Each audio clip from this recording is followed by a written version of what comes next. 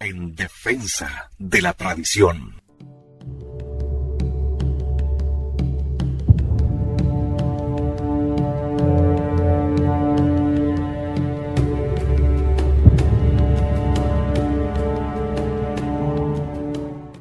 Humani Generis. Los modernistas tienen varios ases en la manga. Uno de ellos consiste en que, cuando el Papa les dirige encíclicas más claras que la luz del día, ellos se toman el trabajo de comentarlas, añadiendo sus propias reflexiones, para recuperar finalmente el documento pontificio en el sentido de sus tesis. Pacendi de San Pío X no fue una excepción, como lo confirma un pastor protestante. Comillas: hablando de cosas extrañas, no conozco nada comparable a la carta en que Fonsegrive, americanista y modernista, por medio de una serie de combinaciones tiradas por los pelos, logra hacer una disertación que justifica al Papa y a los modernistas.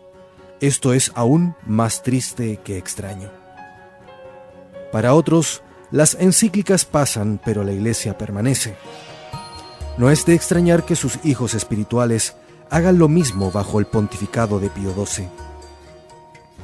Así, la encíclica sobre la Sagrada Escritura, Divino Afflante Spiritu, iba a ser interpretada como una recomendación de la exégesis científica de vanguardia, aun cuando algunos años después, Humani Generis condenaría a los neomodernistas y al criticismo bíblico.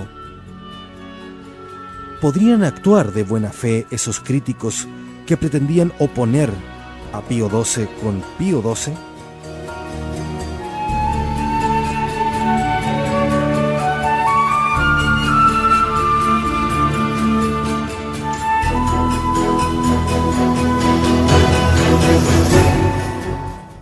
La encíclica Humani Generis, a modo de introducción, denuncia la gravedad del mal y la existencia de opiniones falsas que amenazan con destruir los fundamentos de la doctrina católica. Este mal son los movimientos de pensamiento contemporáneo, la evolución panteísta, el existencialismo ateo, el fideísmo y el historicismo, es decir, el dogma evolutivo. Es el mismo pensamiento presente desde Hegel hasta Sartre. Es la filosofía que identifica el ser con el cambio y se niega a admitir ninguna estabilidad metafísica. La razón por la cual esas corrientes de pensamiento ejercen su influencia en los teólogos de hoy es, como en tiempos de San Pío X, el amor a la novedad y un irenismo imprudente que solo podría lograr una unión en el fracaso.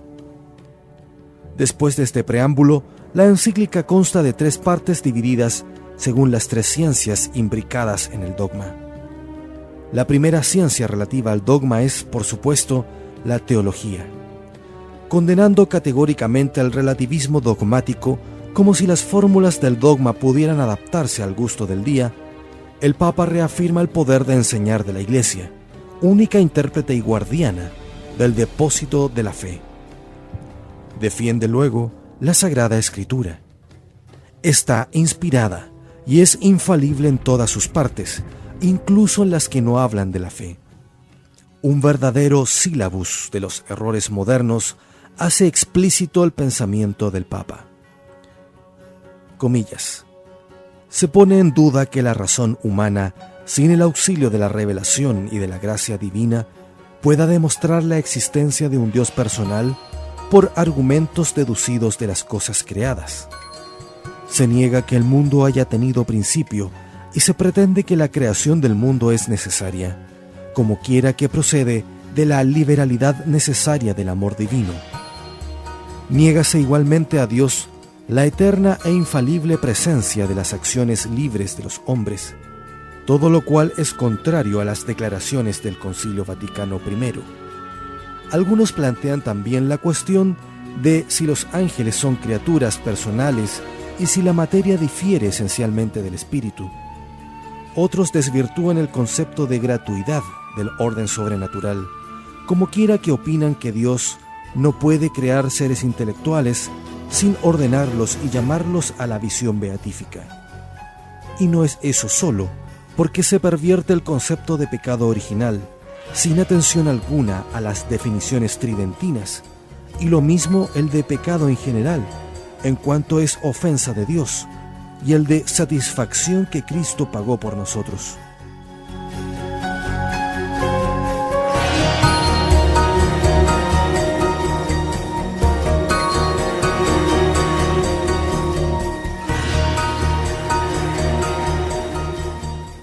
Tampoco falta quienes pretenden que la doctrina de la transustanciación, como apoyada que está en una noción filosófica de sustancia ya anticuada, ha de ser corregida en el sentido de que la presencia real de Cristo en la Santísima Eucaristía se reduzca a una especie de simbolismo, en cuanto las especies consagradas solo son signos eficaces de la presencia espiritual de Cristo y de su íntima unión con los fieles miembros de su cuerpo místico.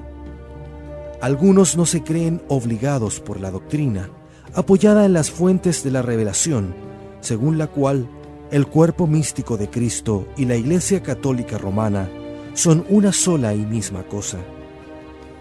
Algunos reducen a una fórmula vana la necesidad de pertenecer a la Iglesia verdadera para alcanzar la salvación eterna. Otros, finalmente, atacan el carácter racional de la credibilidad de la fe cristiana.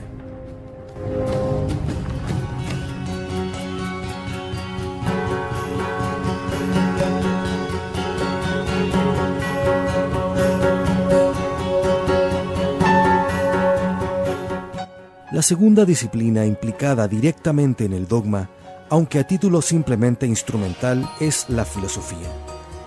Después de haber pronunciado al principio de la encíclica la censura contra las nuevas filosofías, el Papa asume la defensa de esa filosofía eterna que es el tomismo. Comillas. Ahora bien, mientras desprecian esta filosofía, los neomodernistas exaltan otras, antiguas o modernas, de Oriente u Occidente, con lo que parecen insinuar que cualquier filosofía o doctrina, con algunas añadiduras o correcciones si fuera menester, puede compaginarse con el dogma católico. No hay católico que pueda poner en duda que ello es absolutamente falso, sobre todo tratándose de engendros como los que llaman inmanentismo, idealismo o materialismo, histórico o dialéctico, no menos que del existencialismo. Ora profese el ateísmo, ora por lo menos se oponga al valor del raciocinio metafísico.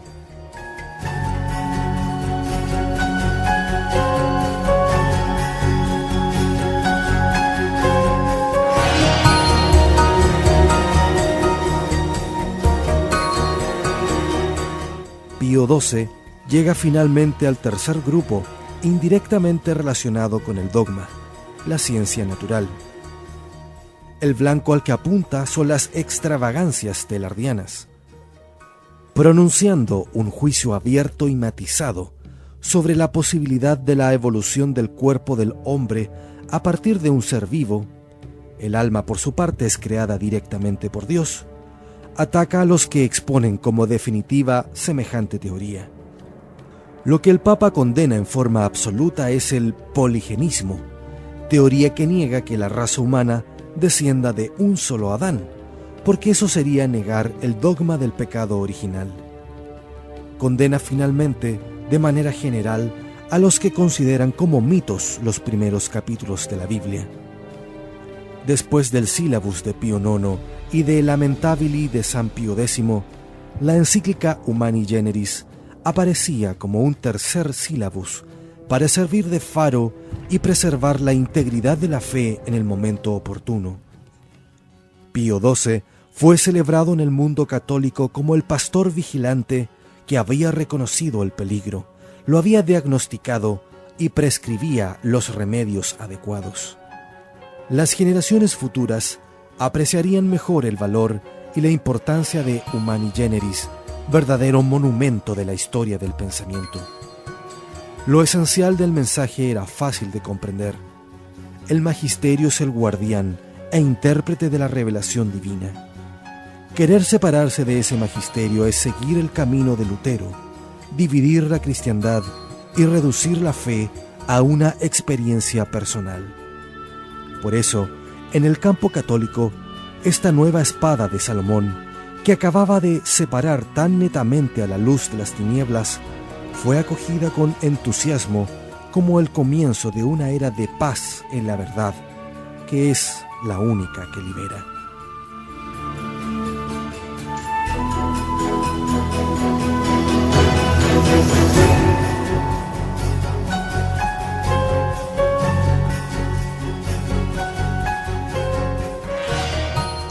Reacción de los jesuitas. En el campo opuesto hubo infinidad de reacciones de todos los matices, reveladoras de la postura de los interesados. El cardenal Guerlier, arzobispo de Lyon, donde se encontraban los representantes de la nueva teología, tuvo una actitud muy moderada. Concluyó que el Papa no había tenido la intención de desalentar las investigaciones teológicas, sino solo de prevenir contra las desviaciones peligrosas. Recomendaba mantener una actitud de total caridad fraterna, evitar toda polémica y recordar los méritos de todos los que habían llevado a cabo sinceramente dichas investigaciones. A la luz de los acontecimientos subsiguientes, es una pena que no se nombrara a las personas inculpadas, pues eso hubiera puesto fin a su carrera teológica como maestros de las generaciones posteriores. El confesor del Papa, futuro cardenal Bea, protegía a los inculpados.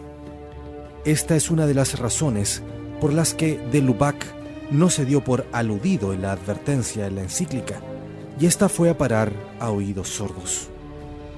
Comillas. La encuentro, como muchos otros documentos eclesiásticos, demasiado unilateral, lo cual no me ha sorprendido. Es la característica de esta clase de textos, pero no he leído nada allí que me haya impresionado, afirmaba de Lubac. Su amigo Teilhard fue mucho más franco, como de costumbre. En su abundante correspondencia, tranquilizaba a sus amigos. Comillas.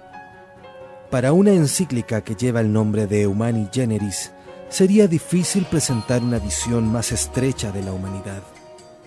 Parece que los teólogos tomistas en Roma, por medio de los cuales ha actuado el Papa, no se han dado cuenta de que un modo de pensamiento que tome en consideración la cosmogénesis puede expresar infinitamente mejor la creación, la redención, la encarnación y la comunión que el tomismo aristotélico. La encíclica tiene un fuerte olor a integrismo. Me pregunto si un buen psicoanalista no vería en ella indicios de una perversión específicamente religiosa, el masoquismo y el sadismo de la ortodoxia, el placer de tragar y hacer tragar la verdad en sus formas más crueles y estúpidas. Me decido simplemente a seguir mi camino en una dirección que apunta exactamente, según mi parecer, hacia el realismo dogmático que Roma quiere y exige. Humani Generis representa una ofensiva integrista de gran envergadura que no me inquieta, pero que nos obliga a entrar en la clandestinidad y a trabajar a escondidas más que nunca. No puede negarse que las palabras de Teilhard son más francas que sus acciones.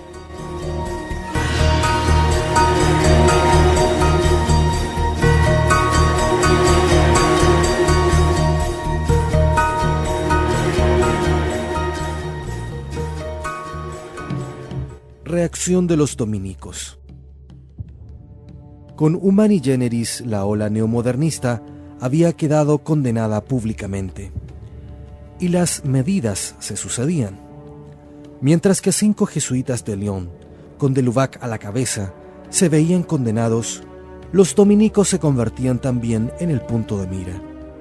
Los libros de los padres Chenu y Congar fueron censurados e incluso puestos en el índice. No obstante, las autoridades romanas eran plenamente conscientes de la duplicidad de los nuevos teólogos, que difundían sus tesis de forma discreta pero segura. Roma ordenó al maestro general de la orden, el padre Suárez, la visita de las casas francesas. Comillas, con el fin de examinar la mentalidad y la tendencia doctrinal de los estudiantes y descubrir las ideas que divulgan sus profesores, particularmente en Francia. Se trata de un lamentable espíritu excesivo de insubordinación y falta de disciplina respecto de las autoridades constituidas, compartimiento del que se jactan algunos religiosos. Esa insubordinación y esa manera de encabritarse se observa especialmente en los que han adquirido cierto renombre como teólogos y crédito en los medios intelectuales.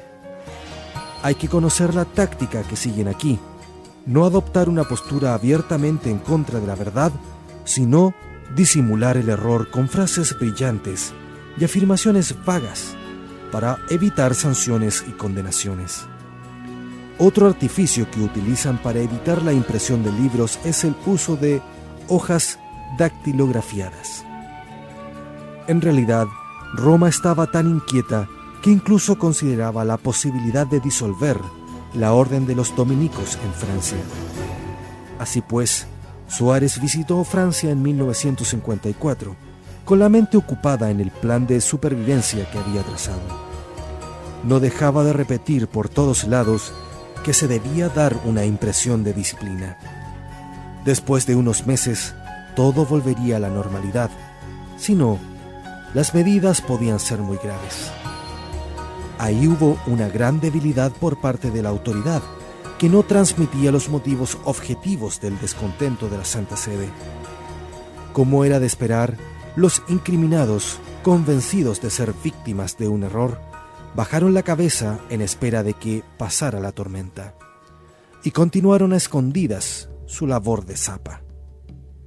Congar, exiliado en Roma, podía escribir con total impunidad, comillas, el curso que dicto en este momento, de Eclesia, como si no pasara nada, es una verdadera respuesta, es mi verdadera dinamita bajo el sillón de los escribas. Esperar y aprovechar las ocasiones que puedan presentarse para manifestar exteriormente mi rechazo de las mentiras del sistema. Roma es ajena a estas percepciones evangélicas profundas, que son la gran preocupación de nuestros fieles y de las que parte su protesta. Roma está encerrada en su derecho y su canónica sofisticada de casuística, en su sentimiento de justicia inalterada y en su autojustificación.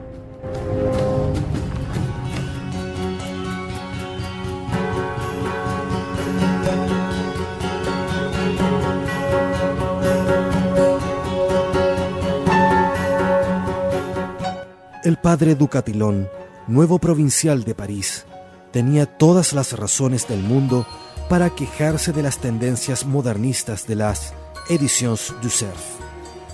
Comillas, nuestras revistas y ediciones no expresan el pensamiento del conjunto de los religiosos de nuestra provincia, y por otro lado, la autoridad provincial es impotente para darle a nuestras publicaciones la orientación normal al servicio de la Iglesia. En Francia, las dos órdenes más brillantes estaban literalmente infiltradas por células neomodernistas y amenazaban la integridad de la doctrina católica. Humani Generis fue la última muralla erigida al último momento ante el diluvio de errores que amenazaba con arrastrarlo todo, al decir de Pío XII. El dique, apoyado en los contrafuertes de Pachendi y sobre la roca multisecular de la tradición de la Iglesia, resistía con toda su fuerza la nueva oleada modernista. Iba a contener y proteger con orgullo a los fieles cristianos agazapados detrás de sus murallas. Ya cardenal Pacelli había profetizado, comillas, estoy obsesionado por las confidencias de la Virgen a la pequeña Lucía de Fátima. Esta obstinación de Nuestra Señora ante el peligro que amenaza a la Iglesia es una advertencia divina contra el suicidio que representaría la alteración de la fe en su liturgia, su teología y su alma. Oigo a mi alrededor innovadores que quieren desmantelar la capilla sagrada, destruir la llama universal de la Iglesia, rechazar sus ornamentos y darle remordimientos por su pasado histórico. Pues bien, mi querido amigo, estoy convencido de que la Iglesia de Pedro debe asumir su pasado, o de lo contrario, cavará su tumba. En 1958, Pacelli y la Iglesia Católica iba prácticamente con él a la tumba, dejando el paso libre a los nuevos teólogos del hombre.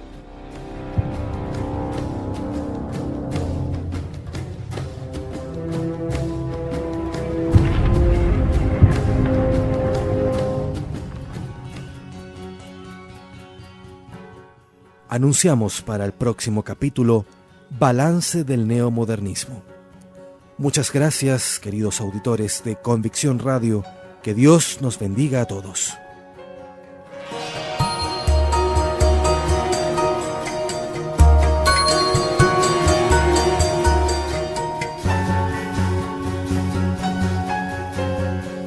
En defensa de la tradición.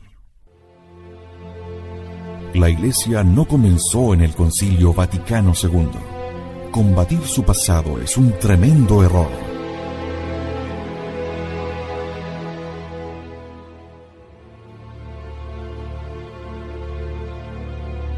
En defensa de la tradición, nos dedicamos a demostrar el terrible daño que ha producido el abandono de la tradición de la Iglesia.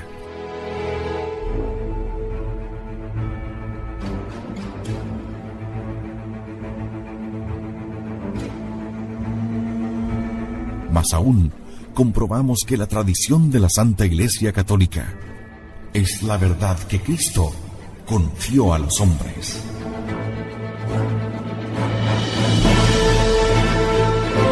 En defensa de la tradición. En Convicción Radio.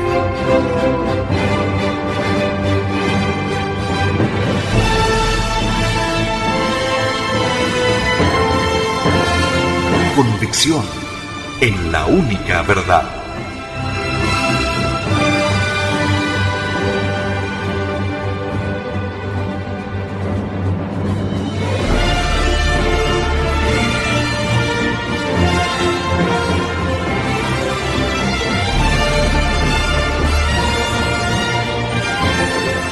Porque la Santa Iglesia Católica Apostólica Romana es la única iglesia de nuestro Señor Jesucristo.